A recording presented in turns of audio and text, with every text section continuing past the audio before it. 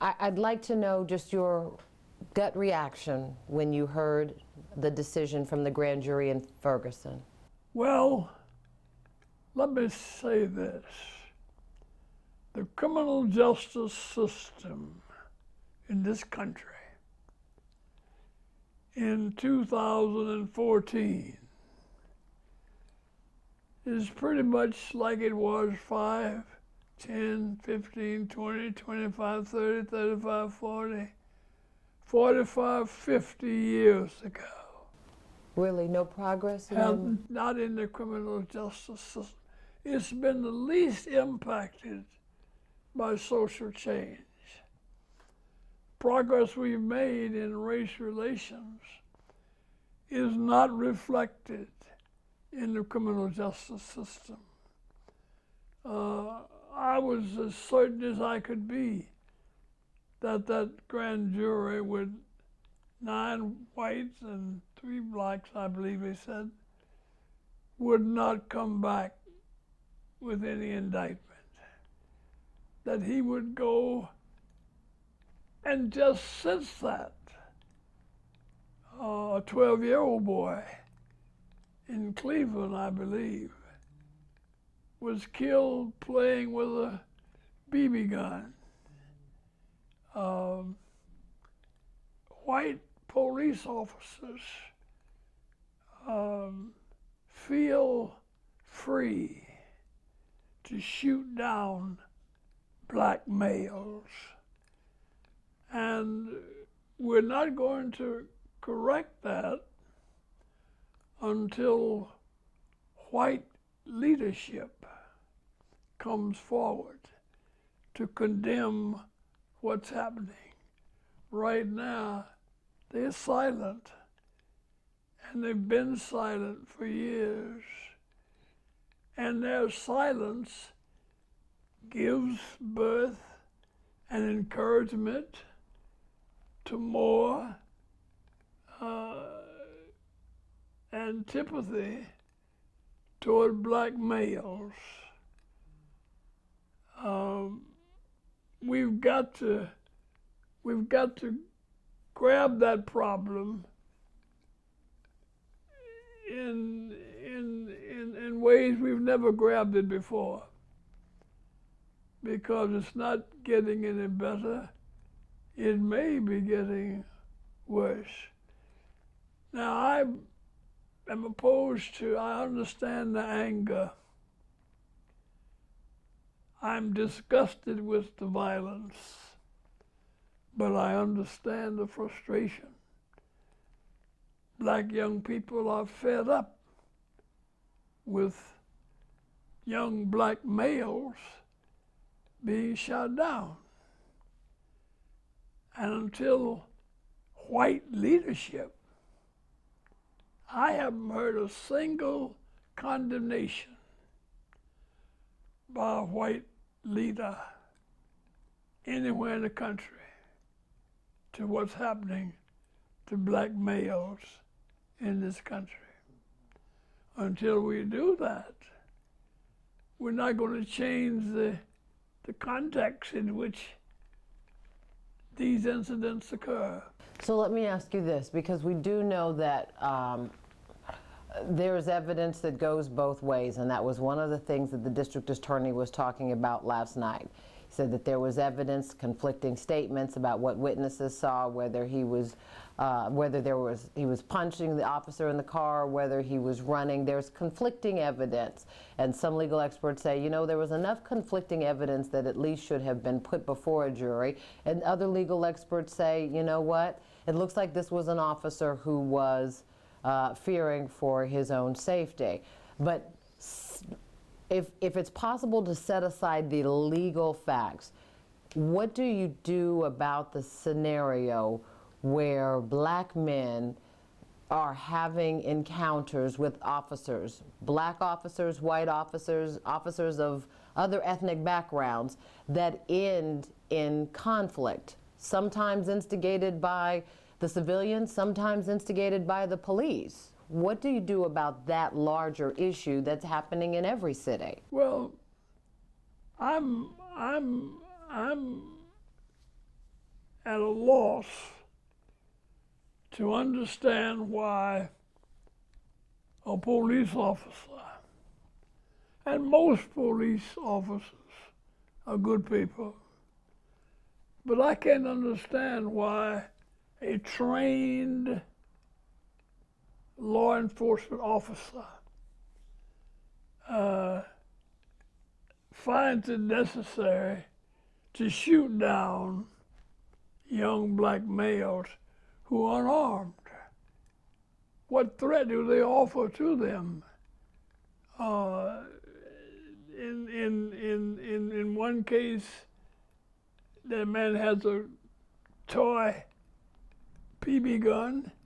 The other has no weapon at all.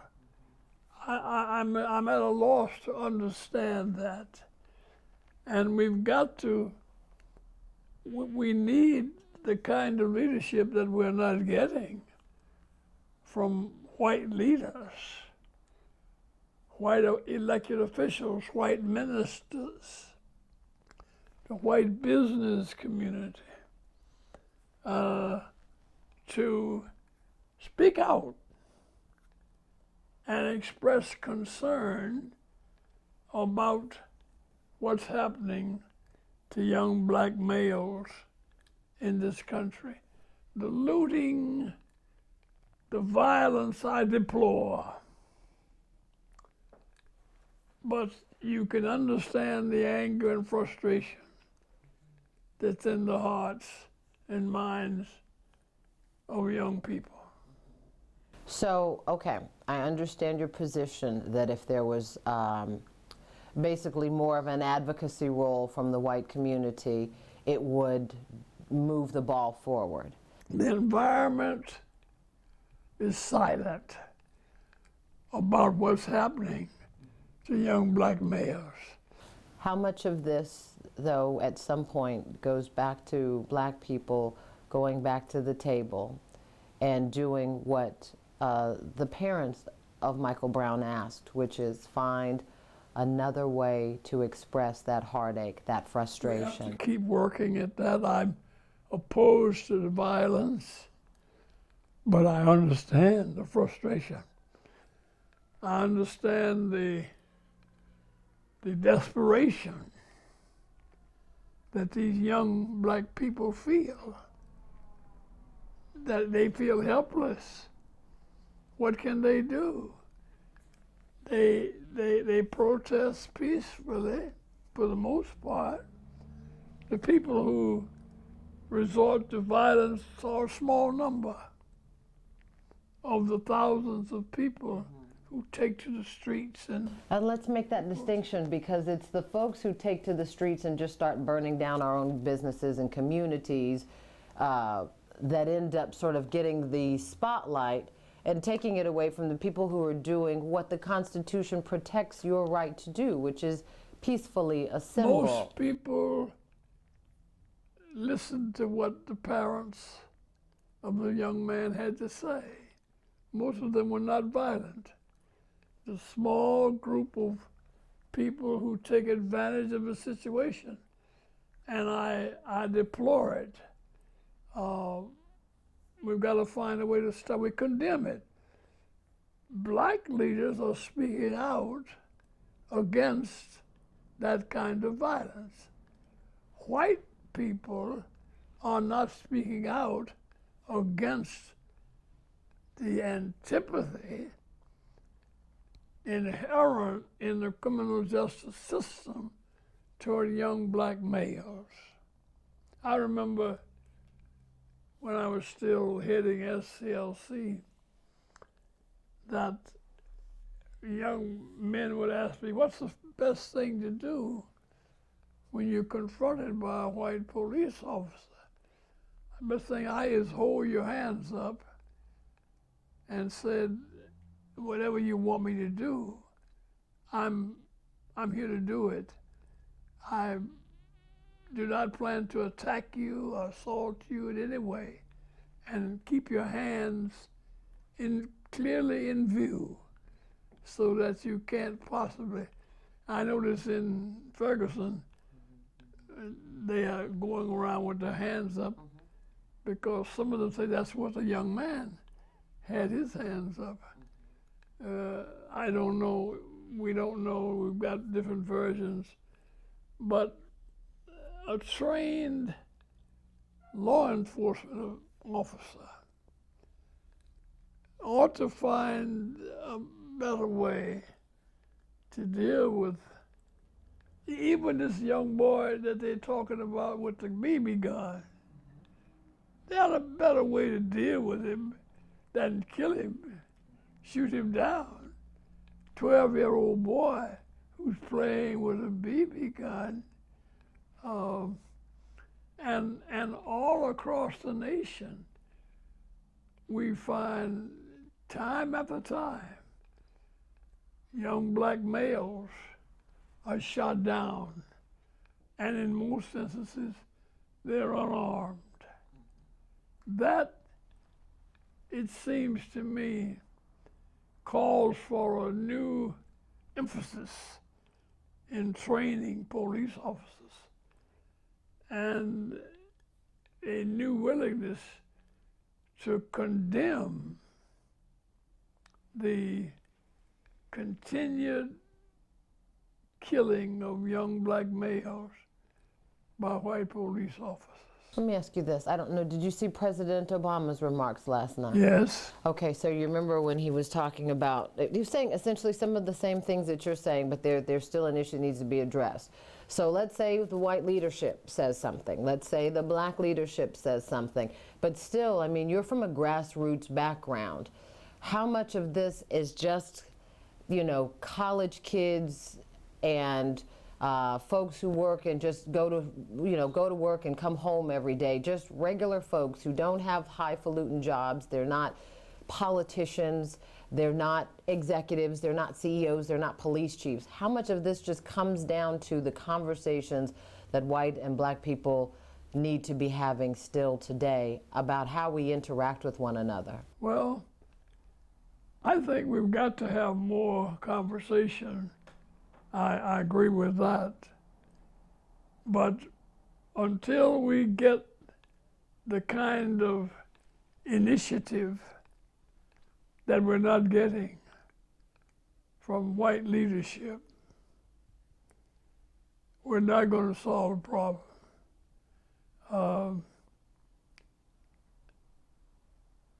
White males are a danger in this country. Do you agree with that assessment, or do you feel that that's how white men feel? Do I you think agree it's a with perception, or do you think that that is a reality? What? Well, when you hear some white men saying, you know, we are endangered, you know, jobs are being taken, what do you mean by that, by white men? Is that your opinion, or is that your observation of what some white men have expressed about where things stand in this country now? Well, I think the words that are spoken through guns. In the first place, we're gun mad in this country. Here in our own state, we've just enacted laws that glorify the gun. We can take them in church, we can take them to bars, we can take them everywhere. And we have deified a gun. And so the police officer is taking the community spirit to another end, to another extreme in using his gun without finding a better way to confront or to bring to peaceful position. someone who they suspect of a crime. And black men can tell you how they're confronted daily by white police officers. Let me ask you this, Reverend. What kind of conversation should parents be having with their children today? Not the 4, 5, 6-year-olds, but middle school, teenagers, about the ramifications of this decision? White parents, black parents, Hispanic, Asian, every background, American parents. What kind of conversation should American parents be having with their teenage sons and daughters? Well, they certainly have to tell them to respect the law. We must not become a nation of lawlessness any more than we are. We need to, white parents need to talk to their children about the need for the law to respect black existence, particularly black males.